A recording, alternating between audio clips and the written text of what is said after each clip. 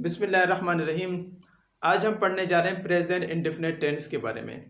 Present indefinite tense क्या है, इसकी इंग्लिश के अंदर कितनी अहमियत है, इसका मतलब क्या है और इस टेंस के अंदर हम कोई जुमला किस तरह लिख सकते हैं, आज हम इसके बारे में पढ़ेंगे। प्रेजेंट के मानी है हाल या मौजूदा, इंडेफिनिट के मानी है मुतलक जिसको सिंपल भी आप कह सकते हैं, और टेंस के मानी है ज़माना। इंग्लिश में 12 टेंसेज होते हैं और 12 टेंसेज 3 ग्रुप के अंदर तकसीम है, फिर हर ग्रुप के अंदर 4 मजीद टेंसेज हैं। तो ये कुल मिला के 12 होते हैं। जो पहला ग्रुप है वो है प्रेजेंट का, दूसरा है पास्ट का और जो तीसरा है वो है फ्यूचर का। और तमाम तीनों ग्रुपों में जो पहला टेंस है उसे हम इंडेफिनिट कहते हैं, दूसरे को कहते हैं कंटिन्यूअस यानी जारी, तीसरे को कहते हैं परफेक्ट और चौथे को कहते हैं परफेक्ट कंटिन्यूअस। आज हम पहले टेंस के बारे में पढ़ेंगे जिसका नाम है प्रेजेंट इंडेफिनिट टेंस। इंग्लिश में सबसे ज़्यादा जो टेंस मुश्किल है वो यही टेंस है और जिसे सबसे ज़्यादा इस्तेमाल भी किया जाता है वो भी प्रेजेंट इंडेफिनिट का ही टेंस है। अगर आपने इसे अच्छी तरह समझ लिया, जान लिया और आपने इस टेंस के अंदर जुमला सही लिखना आपको आ गया तो इसके बाद आपके लिए बाकी 11 टेंसेस सीखना मुश्किल नहीं होगा, क्योंकि सबसे ज़्यादा जो अहम टेंस है वो प्रेजेंट इंडेफिनिट का ही टेंस है। आज हम इस टेंस के बारे में पढ़ेंगे शुरू से लेकर आखिर तक, केस में जुमला किस तरह बनता है, नेगेटिव जुमला किस तरह बनता है और इंटरोगेटिव पॉजिटिव ये जुमले किस तरह बनते हैं। मेरे पीछे यहाँ पर एक छोटा सा चार्ट बना हुआ है प्रेजेंट इंडेफिनिट टेंस के बारे में, आपको नज़र आ रहा है। इसमें तकरीबन सब कुछ इस टेंस के बारे में लिखा हुआ है। प्रेजेंट इंडेफिनिट टेंस का मतलब है फ़ेल हाल मुतलक।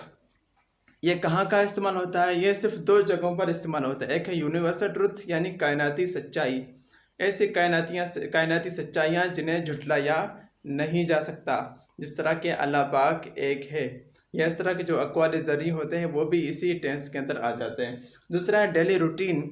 आप जब ना डेली रूटीन लिखते हैं या बयान करते हैं किसी के सामने कि मैंने ये किया, मैं ये करता हूँ, सुबह से लेकर शाम तक मेरा वक्त इस तरह जो गुजरता है, इसे कहते हैं डेली रूटीन।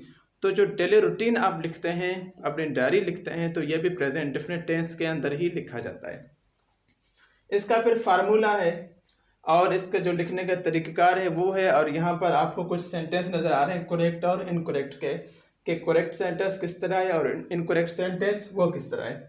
और फिर जो हम जुमला बनाते हैं उस जुमले की जो हैयत और सूरत होती है वो किस तरह होनी चाहिए ताकि हमारा जुमला सही बन सके।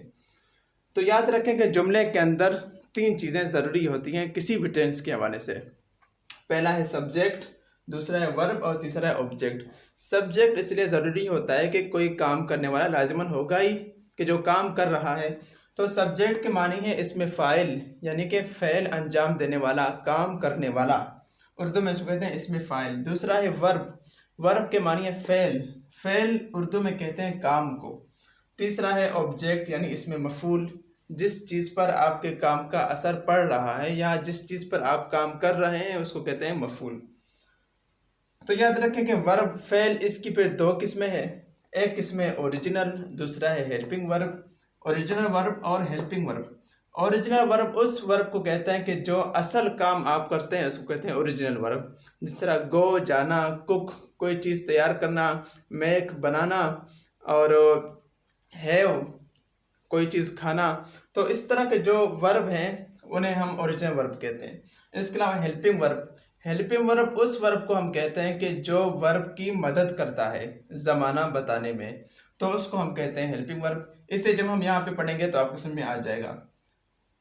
तो यहाँ पर हम टेंस में कौन सा वर्ब इस्तेमाल करेंगे, याद रखें कि 12 के 12 टेंसेस में सब्जेक्ट भी इस्तेमाल होता है शुरू में और आखिर में ऑब्जेक्ट भी इस्तेमाल होता है। सिर्फ बीच में 2 तब्दीलियाँ होती है, एक ये कि हेल्पिंग वर्ब कौन सा लगेगा, दूसरा ये कि वर्ब कौन सा लगेगा। हमारे पास सही फार्मूला यहाँ पे मौजूद है प्रेजेंट इंडेफिनिट टेंस का। सबसे पहले सब्जेक्ट, उसके बाद ऑब्जेक्ट और बीच में हमारे पास वर्ब मौजूद है। यह हमारे पास फार्मूला है कि सब्जेक्ट तो लगेगा ही लगेगा शुरू में, आखिर में ऑब्जेक्ट भी लगेगा। बीच में क्या चीज़ लगेगा, बीच में यह कि first form of the verb यहाँ पे लगेगा। वर्ब यह है first form of the verb. Verb कौन सा, ओरिजिनल वर्ब। ये हमारे पास फार्मूला है प्रेजेंट इंडेफिनिट टेंस बनाने का। अच्छा, हमने यहाँ पे कुछ जुमले बना लिए, आप देख लें। सब्जेक्ट कौन सा है, आई है। सब्जेक्ट माने काम करने वाला। तो काम करने वाला या तो कोई इंसान होगा या कोई हैवान होगा उसका नाम आएगा। अगर वो नहीं है तो उसकी जगह पे उसका प्रोनाउन आएगा। प्रोनाउन किसको कहते हैं कि प्रोनाउन उस लफ्ज़ को कहते हैं जिसे हम किसी नाम की जगह इस्तेमाल करते हैं। जैसे आई जिसका मतलब है मैं, we, you, he, she, it, they, ये सब प्रोनाउन है। तो यहाँ पे सब्जेक्ट में आपका नाम भी आ सकता है और प्रोनाउन भी आप इस्तेमाल कर सकते हैं। मैंने यहाँ पे प्रोनाउन इस्तेमाल किया आई, उसके बाद है first form of the verb. ये first form of the verb है। आप जानते हैं कि हर वर्ब के 3 किस्में होती हैं, 3 दर्जे होते हैं। एक होता है फर्स्ट फॉर्म, सेकंड फॉर्म और थर्ड फॉर्म। जिस तरह प्ले का है प्ले, प्लेड, प्लेड, ईट, एट, ईटन। तो इस तरह यहाँ पे जो प्रेजेंट इंडेफिनिट टेंस का फार्मूला है उसमें सब्जेक्ट, उसके बाद first form of the verb और उसके बाद ऑब्जेक्ट। आई प्ले क्रिकेट, इसका मतलब क्या हुआ? इसका मतलब ये हुआ मैं क्रिकेट खेलता हूँ। यहाँ आपको नज़र आ रहा है ता हूँ, ती हूँ, ते हैं, ये क्या बना है? तो याद रखें कि जब आप किसी प्रेजेंट इंडेफिनिट टेंस के सेंटेंस का आप तर्जुमा उर्दू में करेंगे या उर्दू के सेंटेंस का तर्जुमा आप इंग्लिश में करेंगे तो याद रखें कि उसके आखिर लाजमन ता हूँ, ती हूँ, ते हैं आएगा उर्दू में। मैं बाज़ार जाता हूँ, मैं स्कूल जाता हूँ, मैं सुबह सवेरे उठता हूँ, मैं 8 बजे नाश्ता करता हूँ, ये मेरा डेली रूटीन है। मैं ज़ोहर के बाद खाना खाता हूँ, रात को मैं स्टडी करता हूँ। तो जो ता हूँ है, ये वाले अल्फाज, ये वाले जुमले वो प्रेजेंट इंडेफिनिट टेंस में ही कन्वर्ट होंगे और प्रेजेंट इंडेफिनिट टेंस ही कहलाएंगे। ये इसकी निशानी है उर्दू में। तो आई प्ले क्रिकेट, मैं क्रिकेट खेलता हूँ, ये सब्जेक्ट हुआ। इसके बाद हो गया first form of the verb और उसके बाद है ऑब्जेक्ट। ये हमारे पास करेक्ट जुमला है। दूसरा है आई स्लीप, मैं सोता हूँ। देखें ये स्लीप ऐसा वर्ब है कि इसको ऑब्जेक्ट की कोई ज़रूरत नहीं है। आई स्लीप, मैं सोता हूँ, आपका जुमला, आपका सेंटेंस मुकम्मल है तो ऑब्जेक्ट की कोई ज़रूरत नहीं है, आपका सेंटेंस ठीक है। उसके बाद है ही ईट्स मैंगो, वो आम खाता है। ये हमारे पास करेक्ट जुमले हैं और ये हमारे पास इनकरेक्ट जुमले हैं। चले हम देखते हैं कि इसमें और इसमें फ़र्क क्या है कि वो करेक्ट है और ये इनकरेक्ट है। आपने पढ़ा होगा कि एम का मतलब है हूँ, आई एम, मैं हूँ, ही इज़, वो है, दे आर, वो हैं। तो आपने शायद सोच लिया होगा कि आई प्ले क्रिकेट, मैं क्रिकेट खेलता हूँ। इसमें आई एम नहीं है तो ये हूँ का तर्जुमा कहाँ से आया? आई प्ले क्रिकेट, मैं क्रिकेट खेलता हूँ, तो ये हूँ का वहाँ पे लफ्ज़ ही मौजूद नहीं है, वहाँ पर एम ही मौजूद नहीं है, ही के साथ इज़ ही मौजूद नहीं है, तो फिर ये हूँ का तर्जुमा कहाँ से आया? तो याद रखें कि जब हम प्रेजेंट इंडेफिनिट टेंस में कोई सेंटेंस बनाते हैं तो उसमें एम, इज़, आर नहीं लगते। क्यों नहीं लगते? इसलिए कि हमारे पास फार्मूला इसी तरह है, subject plus first form of the verb plus object. अच्छा, दूसरा जवाब इसका यह है कि हमारे पास इस टेंस में या इस वर्ब में खुद हूँ का तर्जुमा मौजूद है। आई प्ले, मैं खेलता हूँ क्रिकेट, मैं क्रिकेट खेलता हूँ।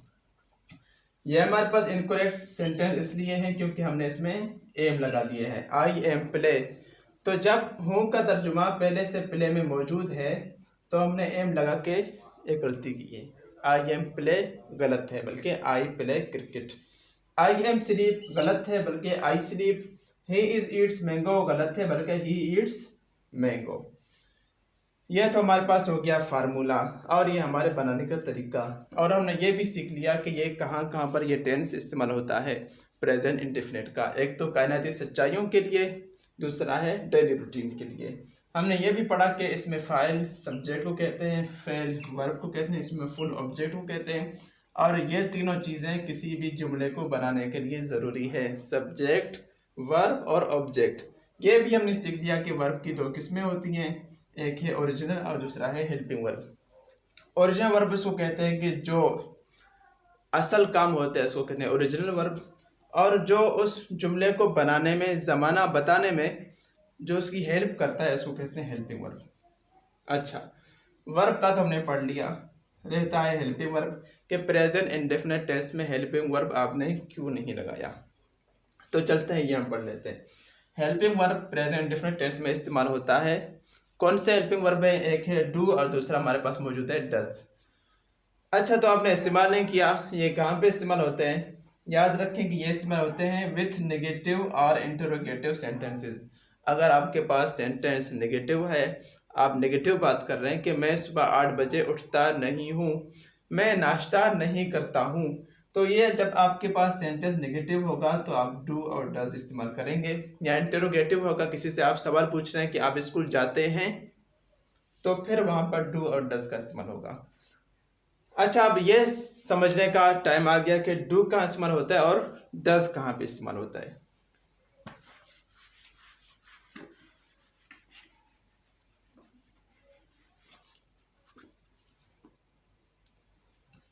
अच्छा, डू का फार्मूला यह है कि डू इस्तेमाल होता है प्लूरल सेंटेंसेस के साथ, जहां पर आपका सब्जेक्ट प्लूरल हो या काम करने वाले लोग वो ज्यादा हों। प्लूरल कौन से हैं? प्लूरल एक है वी और दूसरा है दे। इसके अलावा आई और यू, अगरचे वो प्लूरल नहीं है, यू प्लूरल भी हो सकता है और सिंगुलर भी हो सकता है, लेकिन ये दोनों अगरचे प्लूरल नहीं है, लेकिन उसके बावजूद भी हम इन दोनों के साथ डू इस्तेमाल करेंगे।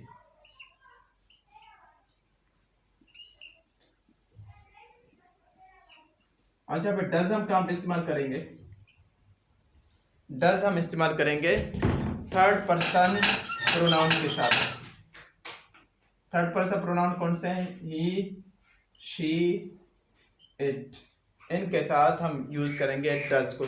थर्ड पर्सन सिंगुलर प्रोनाउन, ये आप याद रखेंगे, थर्ड पर्सन सिंगुलर प्रोनाउन के साथ हम डज इस्तेमाल करेंगे। चलिए कुछ सेंटेंस हम बना लेते हैं यहाँ पे। जिस तरह है कि आई प्ले क्रिकेट, तो ये क्या बनेगा? I do not play cricket. ये नॉट कहाँ से आया? नेगेटिव सेंटेंस में। तो आप याद रखें कि जब भी आप सेंटेंस नेगेटिव बनाएंगे तो उसमें हेल्पिंग वर्ब के साथ नॉट ज़रूर लगेगा, ताकि वो आपके काम की नफ़ी करे। I do not play cricket, मैं क्रिकेट नहीं खेलता हूँ। उसके बाद डज, ही के साथ इसका इस्तेमाल करते हैं। He does not eat mango. शायद अभी आप परेशान हो जाएं कि यहाँ पर तो ईट से आखिर में एस लगा हुआ है, लेकिन यहाँ पर एस नहीं लगा हुआ। और ईट का जो वर्ब है इसमें एस लगता ही नहीं है, लेकिन आपने यहाँ पे एस क्यों लगा दिया? चलिए अब हम इसको समझने की कोशिश करते हैं।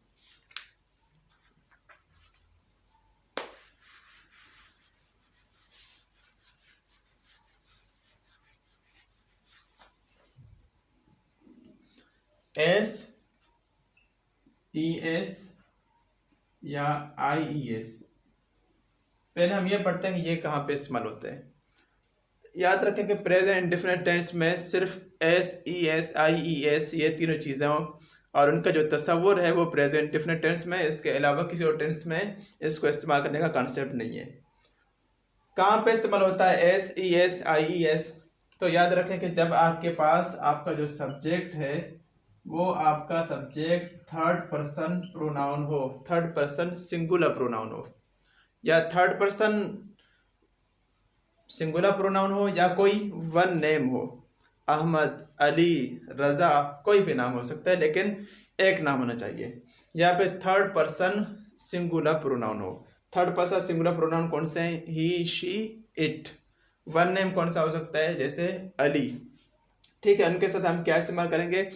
वो जब हम जुमला बनाएंगे तो उसके वर्ब के साथ हम एस ई एस या आई ई एस का इजाफा करेंगे। इस तरह अभी हमने पढ़ा था कि ही goes to Sibi, he goes to Sibi, वो सिब्बी जाता है। तो जहां पर हमारे पास वर्ब है हम उसमें एस ई एस या आई ई एस का इजाफा करेंगे, सिर्फ थर्ड पर्सन सिंगुलर प्रोनाउन में या वन नेम में। अच्छा, तो एस किसके साथ लगता है? ई एस और आई ई एस ये किसके साथ लगते हैं? तो याद रखें कि आई ई एस ये उस वर्ब के साथ इस्तेमाल होगा कि जिसके आखिर में वाई हो और वाई से पहले कॉन्सोनेंट हो।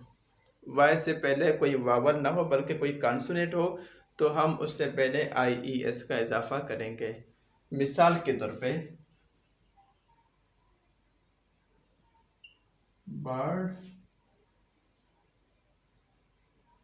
ये वर्ब हमारे पास फ्लाई है, वाई है, वाई से पहले हमारे पास एल कॉन्सोनेंट मौजूद है, तो हम इसको क्या करेंगे, आई एस लगा देंगे, बर्ड्स फ्लाइज, बर्ड फ्लाइज। ठीक है, ये हमारे पास सब्जेक्ट है और ये हमारे पास वर्ब है, बर्ड फ्लाइज, परिंदा उड़ता है। अच्छा, तो ईएस हम कहाँ पे इस्तेमाल करेंगे, ईएस चंद जगहों पे इस्तेमाल करेंगे, ऐसे वर्ब के साथ जिसके आखिर में सी एच है या डबल एस है या उसके आखिर में ओ मौजूद है या उसके आखिर में एक्स मौजूद है या उसके आखिर में जेड मौजूद है, तो उसके आखिर में हम क्या इस्तेमाल करेंगे, हम उसके आखिर में ईएस इस्तेमाल करेंगे। मिसाल के तौर पर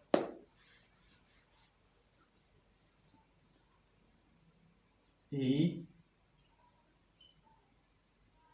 गोज टू स्कूल, वो स्कूल जाता है, ही गोज टू स्कूल, वो स्कूल जाता है। तो इसके आखिर में क्या है, गो के आखिर में ओ है, तो हमने इसके आखिर में ई एस लगा दिया।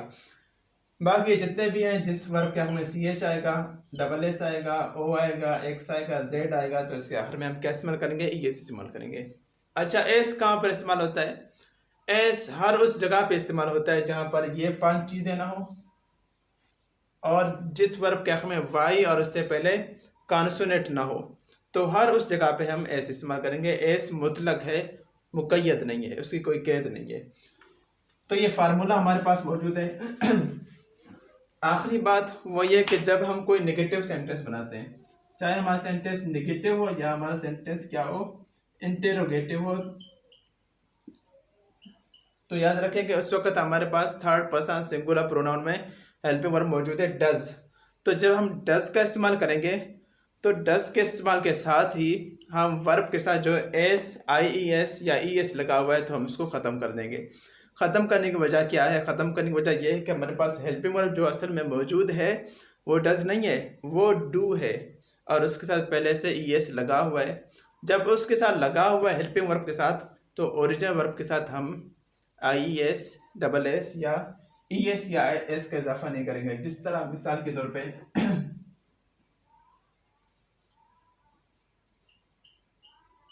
ही प्लेज फुटबॉल, ऐसे नेगेटिव करते हैं, ही असल हेल्पिंग वर्ब हमारे पास डू है, तो ये एस कौन सा है, एस को हम यहाँ से उठाकर यहाँ लगा देंगे, लेकिन इससे पहले क्या है, ओ है, तो इसके साथ हम क्या लगेंगे, ई एस लगाएंगे। He does not play football, वो फुटबॉल नहीं खेलता है। हेल्पिंग वर्ब बनाते हैं, शुरू में लेके आते हैं डज ही प्ले फुटबॉल, क्या वो फुटबॉल खेलता है। फार्मूला वही है, बिल्कुल सेम है।